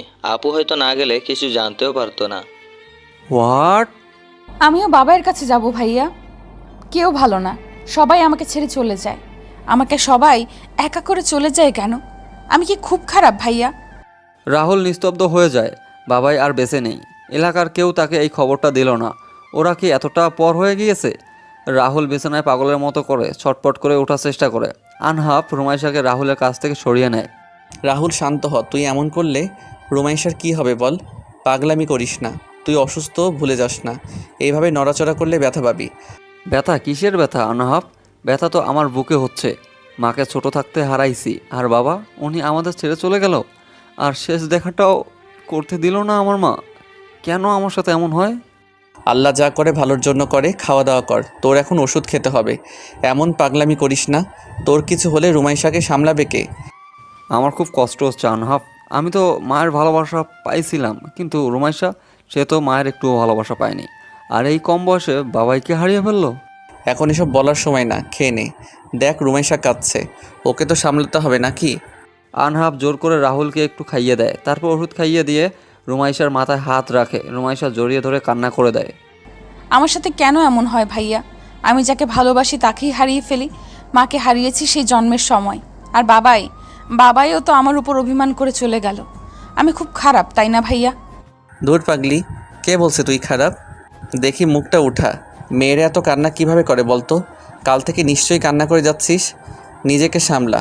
তোর কিছু হলে তোর ভাইয়াকে কে সামলাবে? তুই ছাড়া তোর ভাইয়ার কি কেউ আছে বল? নিজের ভালোবাসার মানুষগুলোকে চোখের সামনে হারিয়ে যেতে দেখছি ভাইয়া। এটার কষ্ট তুমি কি বুঝবে? কখনো হারিয়ে ফেলেছো ভালোবাসার মানুষকে? এত কথা বলিস না তো। রাত থেকে নিশ্চয়ই কিছু খাস নাই। পারভেজ, তুমি তোমার আপুর কাছে থাকো, আমি বাহির থেকে খাবার নিয়ে আসি। আমি খাবো না। পারভেজ, তুই বাহির থেকে খেয়ে আয়, আমি ভাইয়ার কাছে থাকবো। জেদ করিস না রুমাইশা, এভাবে থাকলে অসুস্থ হয়ে পড়বি। আমি অসুস্থ হয়ে পড়ছি, সেটা তো কেউ বুঝবে না। আমি মানসিকভাবে অসুস্থ, আমাকে একটু একা ছাড়ো প্লিজ। রুমাইশা রাগী কণ্ঠে কথা শুনে আনহাব নিজেকে ছেড়ে দেয়। রাহুলের সাথে কিছুক্ষণ কথা বলে যায়। পারভেজ সেই কাল থেকে না খেয়ে আসে, সে জন্য রুমাইশা ওকে বাহির থেকে খাবার নিয়ে আসতে বলে। রাহুল চোখ বদ্ধ করে ওয়াশরুমে রুমাইশাকে ডাকে। বলো। নিজেকে শক্ত কর। তোর কি মনে হয় বাবাই কিভাবে মারা গেছে? কিছু শুনছিস? পারভেজ বলো, হঠাৎ নাকি বাবাই স্ট্রোক করছে? ডাক্তার নিয়ে আসার পর জানাইছে বাবাই মারা গেছে, তাই আর আলাদা করে হসপিটালে নিয়ে যায়নি। বাবাই শুধু হাঁটতে পারতো না, সব দিক দিয়ে ভালো ছিল। হুট করে এমন কেন? জানি না, মা কিছু করেছে নাকি? মা কাকে মা বলছো ভাইয়া? সৎমা কখনো মা হতে পারে না। আচ্ছা ভাইয়া, মারা বুঝি সন্তানদের অভিশাপ দেয়? কি সব বলিস পাগলের মতো? কিছু খেয়ে নে যা, কালকে গেছিস কিছু খাস নাই নিশ্চিত। ওই তো পারভেজ জুস ফলমূল আনছে, খেয়ে নে। হ্যাঁ আপু, তুই এগুলো খেয়ে নে।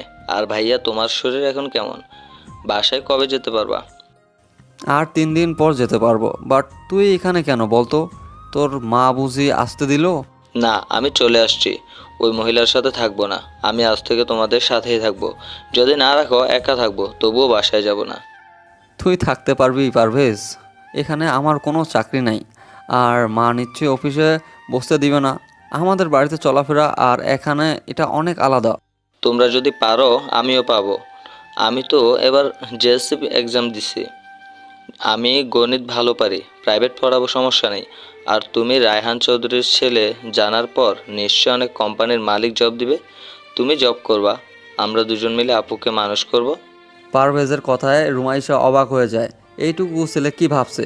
রাহুল হালকা হাসে। ছেলেটা এখনই কি করবে প্ল্যান করেছে। রুমাইশা হালকা রেগে বলে, আমি বুঝি মানুষ না, তাই নতুন করে আমাকে মানুষ করবি? ভাইয়া, আপুকে কি মানুষ মনে হয়? কিসের মতো লাগছে বলতো? বাদরের মতো? না না, হাতিও না। আমার আপু হচ্ছে পরী। পারভেজ রুমাইশার মুখে ফল তুলে দিয়ে কথাটা বলে। রাহুল ফিক করে হেসে দেয়। কখন হাসাতে হয় ছেলেটা ভালো করেই জানে। রাহুল রুমাইশার দিকে তাকিয়ে বলে, এক কাজ কর, তোরা চট্টগ্রাম চলে যা, গিয়ে একটা বাসা খুঁজে সুন্দর করে সাজিয়ে নে, তারপর এখানে চলে আসিস। পারভেজ আর আমি চট্টগ্রামে থাকবো, তুই এক্সামের আগে চলে যাস। কেন ভাইয়া, আপু আমাদের সাথে থাকবে না নাকি? আরে না রে গাধা, তোর আপু তো বিবাহিত, সেজন্য জামাইয়ের সাথে থাকবে। সেদিন বিয়ে হলো, তুই ভুলে গেছিস? ও হ্যাঁ। আনহাব তখন রুমে আসে। রাহুলের কথা শুনে একটা সুযোগ পায়, আর সেই সুযোগ কাজে লাগিয়ে বলে, না, রাহুল তোর বোন তোদের সাথে থাকবে। আমার সাথে সব সম্পর্ক শেষ করছে ও। আমি তো তোদের মতো ধনী না, তোদের মতো করে চলাতে পারবো না। আনহাব গায়ের অ্যাপ্রনটা খুলে হাতে নেয়, মুখ থেকে মাস্ক খুলে রাহুলের পাশে এসে কথাটা বলে। রাহুল অবাক হয়ে রুমাইশার দিকে তাকিয়ে দেখে। রুমাইশা আনহাবকে কি বলছে এসব? পাগল হয়েছিস নাকি? সম্পর্ক তুই ছেলে খেলা মনে করিস নাকি? চুপচাপ ওর সাথে থাকবি, আর কিছু যেন আমার না বলতে হয়। আমি এটা নিয়ে আর একটা কথাও বলতে চাই না। আমি তোর জন্য আনহাবকে। রাহুল বলতে গিয়ে থেমে যায়। এখন এসব বিষয়ে না বলা ভালো। রুমাইশা মুখটা খুব ইনোসেন্ট বানিয়ে দিল। আমি যদি তোমাদের বোঝা হই তাহলে চলে যাচ্ছি, কিন্তু আমি আহনাফ ভাইয়ার সাথে থাকতে পারবো না, ব্যাস। রাহুল বাদ দে, আমিও এই সম্পর্ক রাখতে চাই না। আমার জিয়া বাচ্চা জানিস তো, 3 বছরের রিলেশন।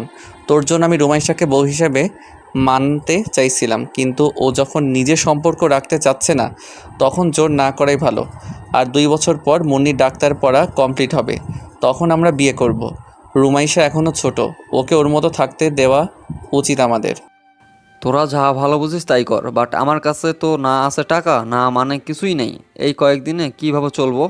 ভাইয়া, আমি থাকতে কোনো চিন্তা করতে হবে না। আমি বাসা থেকে আসার সময় 5 লক্ষ টাকা নিয়ে আসছি। এটা দিয়ে 5 মাস চালিয়ে নেব।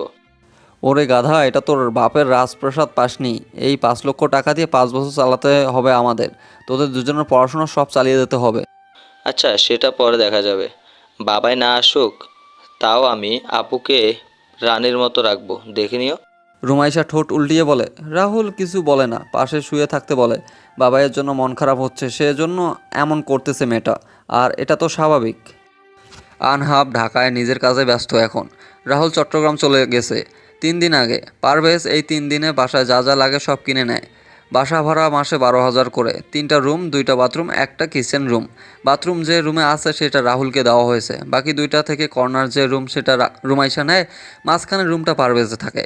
এসব করতে প্রায় 2 লাখ টাকা শেষ। পারভেজের একটা কথা, বাসায় যেভাবে থাকতাম এখানেও সেভাবে থাকবো, সবাইকে দেখিয়ে দিব আমি আপুকে কষ্টে রাখি নেই। টিভি, ফ্রিজ, খাট যা লাগে সব কিনবো। পারভেজ কি করছিস? এইদিকে আয় তো, আমি ওয়াশরুমে যাব। আর রুমাইশা কই? ভাইয়ের ডাকে পারভেজ রান্নাঘর থেকে বের হয়। হসপিটালে যে 4 দিন ছিল সেই 4 দিন ইউটিউব যত রান্না আছে সব দেখছে, কিভাবে রান্না করতে হয় শিখে নিয়েছে। পারভেজ কিচেনের রুম থেকে বের হয়ে রাহুলের কাছে যায়। রাহুল ওয়াশরুম থেকে এসে বিছানায় বসলে পারভেজ বলে, আপু কোচিংয়ে গেছে ভাইয়া, তুমি দেখি ভুলে গেছো। আচ্ছা ভাইয়া, তুমি বিয়ে করে একটা আমাদের জন্য ভাবি আনতে পারো তো নাকি? তাহলে তো এই কষ্ট করে আমাদের রান্না করতে হয় না। এই বেকার ছেলেকে বিয়ে করবে? শোন, বিপদে সবাই কেউ পাশে থাকে না, বুঝলি? আমি ভালো হই, জব পেলে কাজের জন্য কাউকে রেখে দেবো, সমস্যা নেই। আমি আপুর থেকে শুনেছি তোমার নাকি জিএফ আছে, তো ভাবিকে ডাকো, ভাবির সাথে আপু কথা বলবে। ভাবি শুধু রান্না করবে আর তোমার সেবা করবে, আমি সব জোগাড় করে দেবো, কেমন? জানি না ঋতু এই অবস্থায় বিয়ে করবে কিনা, তখন একটা আলাদা বিষয় ছিল। আমার কাছে টাকা ছিল, এখন কিছু নেই। আচ্ছা, বিয়ের কথা তোর মাথায় কে ঢুকিয়ে দিল? আরে কে আবার? স্বপ্নে দেখলাম আমি ছোট বাবা হচ্ছি। তুমি বিয়ে না করলে সেটা কিভাবে সম্ভব হবে? এই পিচ্ছি, পাকা পাকা কথা বলিস কেন? যা এখান থেকে। আর রুমাইশা হয়তো কোচিং শেষ করে গিয়ে আয়। আচ্ছা তুই কি বলতো, তুই বাসায় গিয়ে বাইক চুরি করে আনছিস? পারভেজ হেসে দেয়। এখানে আসার পর নিজের বাসায় গিয়ে রাহুলের বাইক চুরি করে আনছে। তার মা তো আর এমনি এমনি বাইক নিতে আসতে দিত না। পারভেজ ফিক করে হেসে দেয়, তারপর বলে, আমি তো আর কার চালাতে পারি না, না হলে কার চুরি করে আনতাম। নিজ বাসা থেকে চুরি করার মজাই আলাদা।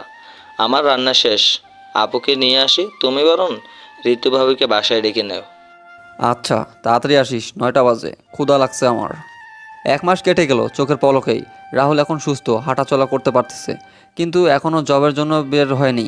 বিয়ের কথা ঋতুকে জানিয়েছে। ঋতু বলছে সুস্থ হয়ে বাসায় প্রস্তাব নিয়ে যেতে। তাই আজ সে, পারভেজ, আনহাব, রুমাইশার সাথে মুন্নিও থাকবে, 5 জন মিলে ঋতুর বাসায় যাবে বলে ঠিক করে নেয়।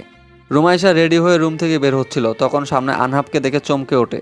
তার পাশে মুন্নিকে দেখে মাথা নিচু করে নেয়।